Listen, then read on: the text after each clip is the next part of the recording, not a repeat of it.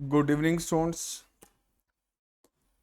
Currently session चल रहा है 2024 टू 25 का एंड ट्वेल्थ क्लास के बच्चे हमारे पास जब से वर्किंग कर रहे हैं 2 महीने हो चुके हैं लगभग वर्किंग स्टार्ट किए हुए। कई पेरेंट्स के कई बच्चों की क्वेरीज आ रही है, सर सीयूईटी के बारे में थोड़ा सा डिटेल बताइए, व्हाट इज सीयूईटी। तो कई बच्चों को इसकी पूरी जानकारी नहीं है और हमारे पास देखते हैं कि यार हमारे स्कूल के एक क्लास में अगर 50 स्टूडेंट्स हैं तो 40 बच्चों ने इसकी कोचिंग ज्वाइन कर ली है सीयूईटी की। कोई इस इंस्टीट्यूट में जा रहा है, कोई उसमें जा रहा है, कोई ए में जा रहा है, कोई बी में, कोई सी में जा रहा है। तो सर हमें क्या अभी ज्वाइन करना चाहिए कि ऐसा तो नहीं हम बच्चे पीछे रह जाएंगे, या हमारा बेटा हमारे पास इसमें अगर अभी सीयूटी को नहीं ज्वाइन करता या कर लेता है तो दोनों में क्या हमारे पास डिफरेंस होगा। तो कुछ पेरेंट्स की क्वेरीज मेरे पास आ रही है, कई पेरेंट्स मेरे से कनेक्ट कर रहे हैं, तो मैं आपको इसके बारे में सिर्फ 10 मिनट का टाइम लूंगा और इसके बारे में थोड़ा सा डिटेल शेयर करना चाहता हूँ कि जो पेरेंट्स या बच्चे हमारे पास किसी चीज़ को लेके कंफ्यूज हैं तो उनका कुछ कंसेप्ट क्लियर होना चाहिए। प्लीज सीयूटी के बारे में पहला डाउट कि बच्चे सीयूटी ये है क्या। लगभग सारे स्टूडेंट्स को या पेरेंट्स को आजकल ये तो पता है कि ट्वेल्थ के बाद अगर कॉलेज में किसी भी कॉलेज में एडमिशन लेना है, किसी भी कोर्स में जाना है तो एक एंट्रेंस एग्जाम देना पड़ेगा। जो सेंट्रल यूनिवर्सिटीज हमारे पास हैं, जो गौर इंडिया में जितनी भी सेंट्रल यूनिवर्सिटीज आती हैं, उन सेंट्रल यूनिवर्सिटीज में एंट्री करने के लिए किसी भी कॉलेज में उसमें एडमिशन लेने के लिए हमारे पास एक कॉमन एडमिशन टेस्ट देना है। अब ये कॉमन एडमिशन टेस्ट हमारा ये नहीं है कि सारे बच्चों का कॉमन ही होगा, ऐसा नहीं है। कॉमन एडमिशन टेस्ट जो हमारे पास है, जो एंट्रेंस एग्जाम हमारे पास सेंट्रल यूनिवर्सिटी एंट्रेंस टेस्ट जिसे हमारे पास कहा गया है, इसमें ट्वेल्थ के बेसिस पे जो हमने ट्वेल्थ में स्टडीज करनी है बच्चों ने, चाहे बच्चा कॉमर्स का है, साइंस का है, ह्यूमैनिटीज का है, इन तीनों स्ट्रीम में हमारे पास अगर कोई भी हमने यूनिवर्सिटी लेवल पे किसी भी ग्रेजुएशन कोर्स में एंट्री करनी है तो आपको उन ट्वेल्थ के सब्जेक्ट्स में जो भी सिलेबस आपने स्टडी किया उनके बेसिस पे एक एंट्रेंस एग्जाम देना है। मैं रिपीट करूं, कॉमर्स स्ट्रीम के स्टूडेंट्स अगर हमारे पास पूछते हैं कि सर कॉमर्स में हमारे पास इसमें सिलेबस क्या आएगा, तो प्यारे बच्चों जो ट्वेल्थ क्लास के सब्जेक्ट्स आप स्टडी कर रहे हैं, मैथमेटिक्स है, अकाउंटेंसी है, इकोनॉमिक्स है, बीएसटी इंग्लिश है, इन्हीं सब्जेक्ट्स का कोर्स कंटेंट जो ट्वेल्थ क्लास में है ये सीयूटी के एंट्रेंस में आएगा। लेकिन सीयूटी का एंट्रेंस पूरी तरह से 100% ऑब्जेक्टिव है, जबकि ट्वेल्थ की जो आप वर्किंग कर रहे हैं पार्शली आप ऑब्जेक्टिव कर रहे हैं, पार्शली सब्जेक्टिव कर रहे हैं। तो जो ट्वेल्थ का सिलेबस हमारे पास होगा वो सारा सिलेबस उसमें आएगा, 11th का कुछ भी नहीं आएगा, ना अकाउंट्स में, ना मैथ्स में, ना इकोनॉमिक्स में 11th का कुछ भी नहीं आना। एक बात क्लियर कर लें कि हाँ ट्वेल्थ के बाद हो सकता है कि जो ट्वेल्थ का कंटेंट हमारे पास है, जो टॉपिक्स है, जो चैप्टर्स हैं, उसमें कुछ टॉपिक सीबीएसई ने पिछले 3-4 साल में डिलीट कर दिया था, उनमें से कुछ सब्जेक्ट में वो जो डिलीटेड सिलेबस है वो थोड़ा बहुत जरूर दिया जा रहा है। मतलब लगभग 85 से 90% सिलेबस वही है जो ट्वेल्थ का है, बाकी 10 to 15% सिलेबस आपके पास वो भी आएगा जो डिलीट हो चुका है। लेकिन इसमें कोई भी ऐसे घबराने वाली बात नहीं है कि कुछ अलग से हट के आ जाएगा। अब सीयूटी में हमारे पास क्या है कि कॉमर्स स्ट्रीम के स्टूडेंट्स के लिए मैथमेटिक्स हमारे पास एक मेन रोल प्ले करेगा, अकाउंट्स मेन रोल प्ले करेगा बेटा, इकोनॉमिक्स है इसने रोल प्ले करना है, या बिजनेस स्टडी ने रोल प्ले करना है, या आपके पास इंग्लिश है। ये 5 सब्जेक्ट जो कॉमर्स स्ट्रीम के हमारे पास हैं, इनमें से आप ट्वेल्थ के बाद ग्रेजुएशन में किसी भी कोर्स में जब आप एंट्री करेंगे तो ये 5 सब्जेक्ट्स आपके जो ट्वेल्थ के कॉमर्स पे बेस्ड हैं, इनमें से 3 सब्जेक्ट्स, 2 सब्जेक्ट या 4 सब्जेक्ट्स का कॉम्बिनेशन का एग्जाम देना पड़ेगा। सर ये क्या मतलब हुआ 2 सब्जेक्ट 3 या 4 का? ये बेटा डिपेंड इस पे करेगा कि ट्वेल्थ के बाद आप किस कोर्स में एडमिशन लेने जा रहे हैं, किस यूनिवर्सिटी में है वो बात की बात है, किस कोर्स में लेने जा रहे हैं ये फर्स्ट मैटर करेगा। अगर इनकेस मान लीजिए फॉर एग्जांपल आपका एडमिशन, आपका इंटरेस्ट है मान लीजिए बीकॉम ऑनर्स में, तो बीकॉम ऑनर्स में आपके पास ये जो सब्जेक्ट्स हमारे पास चल रहे हैं इनमें से कोई भी एक सब्जेक्ट आपने लीव करना है, बाकी 4 सब्जेक्ट्स प्रिपेयर करने हैं, 4 का एंट्रेंस एग्जाम होगा। जिन 4 में इंग्लिश तो कंपलसरी है, इंग्लिश तो हमारे पास कंसिडर किया ही जाएगा, बाकी जो आपके 4 सब्जेक्ट्स है इनमें से कोई एक लीव करना है। सर कौन सा लीव करना है ये आपका डिसीजन है, आप जो मर्जी कर सकते हैं। मैथ्स, अकाउंट्स, इकोनॉमिक्स, बीएससी में से मैथमेटिक्स और अकाउंटेंसी में से किसी एक का होना जरूरी है एंट्रेंस में, आप दोनों लेना चाहें दोनों भी ले सकते हैं। मैं बात कर रहा हूं बीकॉम ऑनर्स की, तो 5 में से आपके 4 सब्जेक्ट्स कंसिडर किए जाएंगे। अब बात करें अगर हम मान लो कि दिल्ली यूनिवर्सिटी का सबसे टिपिकल कोर्स एंड सबसे मोस्ट डिमांडिंग कोर्स होता है इकोनॉमिक्स ऑनर्स। इकोनॉमिक्स ऑनर्स हमारे पास एक ऐसा कोर्स है जिसमें हमारे पास जो बच्चों को बहुत बढ़िया प्लेटफॉर्म पे लेके जाएगा। ये कॉमर्स स्ट्रीम के नॉर्मली टॉपर्स की कैटेगरी जो हमारे पास होती है, ये बच्चे इंटेलिजेंट जो हमारे पास सुपर इंटेलिजेंट होते हैं, मैं कहूँ कि हर एक क्लास में हर एक सेक्शन में जो हमारे 5-10% टॉपर्स होते हैं वो आमतौर पर इस कोर्स में एंट्री करते हैं। लेकिन हर बच्चे का डिसीजन हो सकता है कि मुझे इसमें जाना है, तो आप बेटा थोड़ा सा इस चीज पे हार्डवर्क करें और अपनी पेन लें अगर इकोनॉमिक्स ऑनर्स में एंट्री करनी है।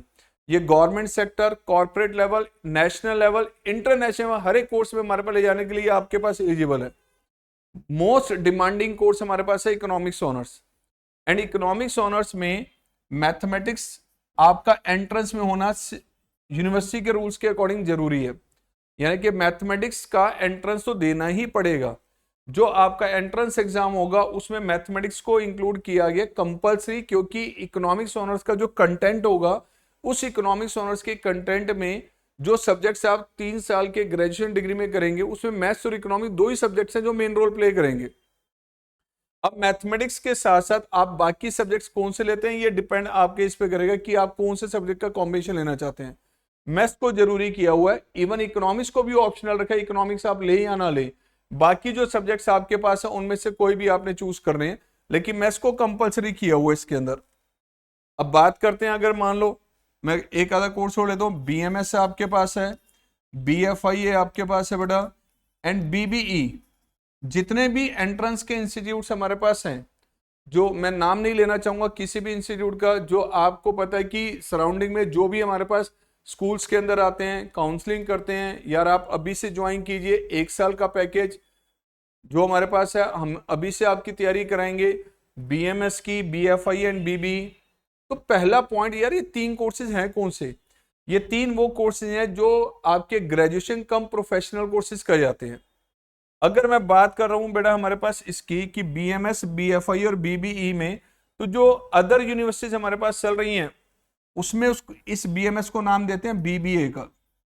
लेकिन बीबीए अदर किसी यूनिवर्सिटी से करें या बीएमएस करें किसी सेंट्रल यूनिवर्सिटी से जो आमतौर पर दिल्ली की या मुंबई की है, तो BMS most demanding and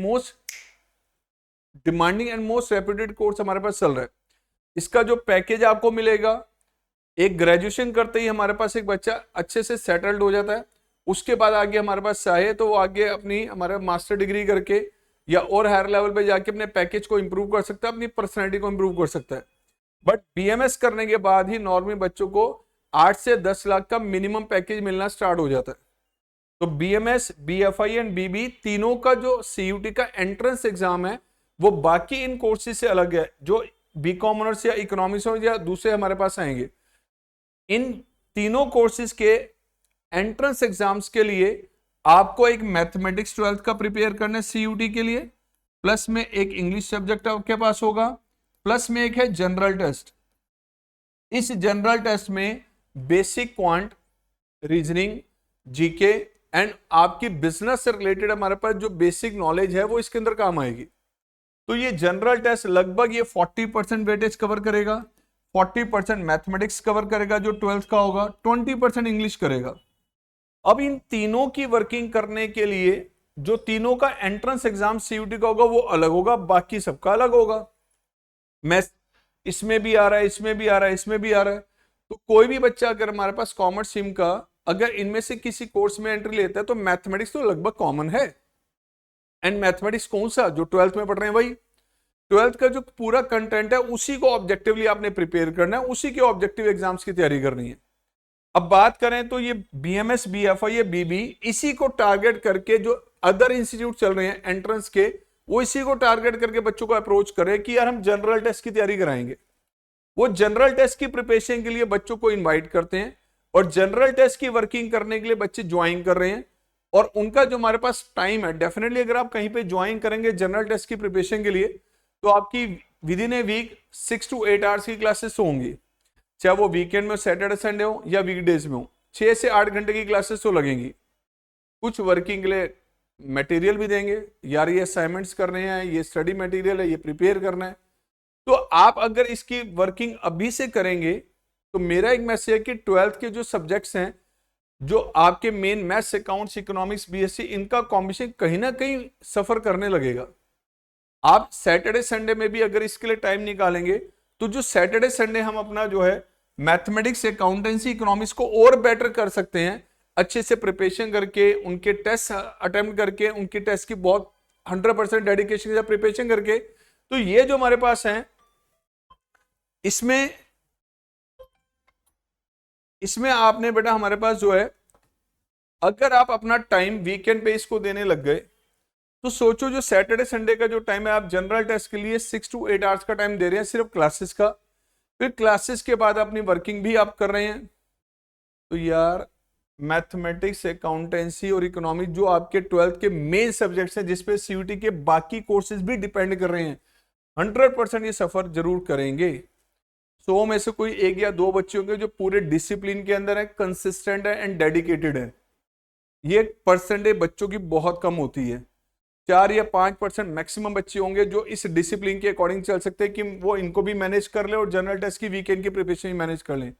but 100 में से 95 स्टूडेंट्स नहीं कर पाएंगे।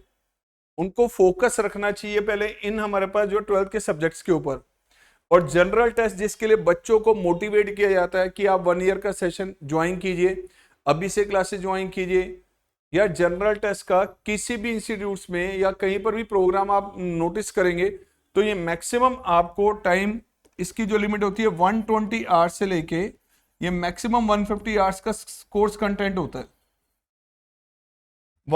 मैं रिपीट कर रहा हूं, ये जनरल टेस्ट का जो कंटेंट मटेरियल आपके पास होगा, इस जनरल टेस्ट की जो वर्किंग बच्चों को करने के लिए अदर इंस्टीट्यूट्स इनवाइट करते हैं, उनकी काउंसलिंग करते हैं, स्कूल्स में आते हैं, बच्चों को मोटिवेट करते हैं कि आप हमारे पास अभी से ज्वाइन कीजिए, हम आपका अभी से BMS BFIA की प्रिपरेशन करवाएंगे और आपके चांसेस ज्यादा होंगे। तो यार जनरल टेस्ट का जो कोर्स कंटेंट है वो 120 आवर्स से लेके 150 आवर्स तक का सिलेबस है, और जो स्टूडेंट्स इसका एक्सपीरियंस कर लेते हैं उनको पता है इतना सिलेबस नहीं है, जिसके लिए स्टार्टिंग से लेके पूरा 1 साल का वीकेंड हम वहां पे डिवोट कर दें। मतलब एवरी वीक आप 6 to 8 आवर्स की क्लासेस वहां अटेंड कर रहे हैं, और अपने इन सब्जेक्ट्स को थोड़ा सा लीनियंट वे में लेके मैथ्स, अकाउंट्स, इकोनॉमिक्स को थोड़ा सा अवॉइड करते हुए आप इस पे ध्यान देने लग जाते हैं।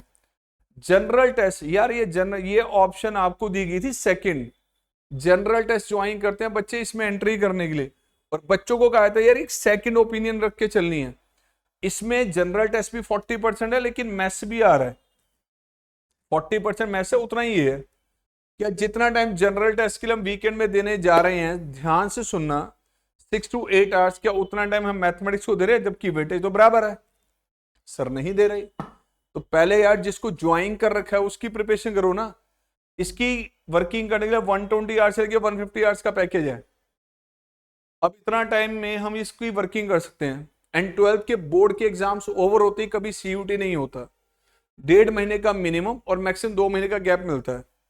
1.5 से 2 महीने के गैप में अगर आप देखें तो 45 डेज से 60 डेज तक का गैप मिलता है। मैं कहता हूं मिनिमम डेज ही मान लो कि आपको 45 डेज मिल रहे हैं। आपको अगर 45 डेज मिल रहे हैं इसकी प्रिपरेशन करने के लिए, अब जब आप 12th के बोर्ड एग्जाम से हर सब्जेक्ट से फ्री हो चुके हैं, तो जनरल टेस्ट के लिए क्या आप डेली बेसिस पे 3 से 4 घंटे नहीं दे पाएंगे? अगर आप डेली बेसिस पे जनरल टेस्ट के लिए बेटा अगर 3 से 4 घंटे का टाइम दे रहे हैं, तो यार 45 डेज में क्या आपका सिलेबस कवर नहीं होता? इजीली होता है। तब आप टोटली फ्री होंगे, आपका 12th का सिलेबस भी सफर नहीं हुआ होगा, बोर्ड के एग्जाम से भी आप फ्री हो गए। अब ये जनरल टेस्ट की प्रिपरेशन अभी ज्वाइन करनी है या बाद में, यू आर टू डिसाइड। बच्चे की कैपेबिलिटी पे, बच्चे के डिसिप्लिन पे डिपेंड करता है कि वो कितना इस चीज को हैंडल कर सकता है। अगर स्टूडेंट डिसिप्लिन में है, रेगुलरिटी में है, और वो कंसिस्टेंट चल रहा है अपने 12th के सिलेबस सब्जेक्ट्स को लेते हुए, तो डेफिनेटली आप जाइए, अभी से जनरल टेस्ट के लिए CUT की वर्किंग स्टार्ट कीजिए। बट अगर इनकेस आपको लग रहा है कि नहीं, मैं अभी इस चीज के लिए मैं 100% रेगुलर नहीं हूँ, डिसिप्लिन में नहीं हूँ, तो यार आप इन सब्जेक्ट्स के लिए अभी रेगुलर नहीं है, मैथ्स, अकाउंट्स, इकोनॉमिक्स से, तो इसको कहां से मैनेज करेंगे? खुद सोचिए अपने बारे में। जनरल टेस्ट की प्रिपरेशन के लिए 45 डेज का सफिशिएंट टाइम मिलता है 12th के बोर्ड के एग्जाम्स के बाद, क्योंकि CUT का एंट्रेंस 12th के बोर्ड के एग्जाम्स के बाद इमीडिएट नहीं होता, 1.5 महीना मिनिमम हमारे पास होता है, मैक्सिमम 2 महीने मिल जाते हैं। और उतने टाइम में ये सिलेबस आसानी से होता है अगर हम डेली 3 से 4 घंटे की क्लासेस को अटेंड कर रहे हैं तो। और ऐसा होता है क्रैश कोर्स लगते हैं सारे इंस्टीट्यूट्स में, बच्चे इसको टाइमली रिकवर कर सकता है। अभी जल्दबाजी में अगर आपने इसको ज्वाइन कर लिया तो इसके साथ साथ ये भी सफर करेंगे, और जब ये सफर करेंगे तो इसका एडवांटेज कहां से मिलेगा आपको, सोचो जरा। तो 1 बाय 1 मैं अब आपके साथ एक इन अलग अलग कोर्सेज से रिलेटेड सारी डिटेल आपके साथ शेयर करने जा रहा हूं, जिसमें अलग अलग कोर्सेज में किन सब्जेक्ट्स का कॉम्बिनेशन, कौन सा कॉलेज बेस्ट है, उसकी डिटेल आप सबको मिलेगी। ये लगभग अब 1 बाय 1 ये सीरीज स्टार्ट करो मैं, जिसमें एक सर्टेन कोर्स कहां से बेस्ट लिया जाता है, उसका पैकेज क्या होगा, उसका कॉस्टिंग क्या होगी। तो आप प्लीज 1 बाय 1 एक एक वीडियो की वेट कीजिए, आपके सामने एक एक वीडियो आएगी सीरीज की। ये वेरी फर्स्ट वीडियो है जिसमें आपको सीयूटी के बारे में थोड़ा सा हिंट दे रहा हूं मैं। थैंक यू एंड प्लीज ध्यान रखिए इस पे।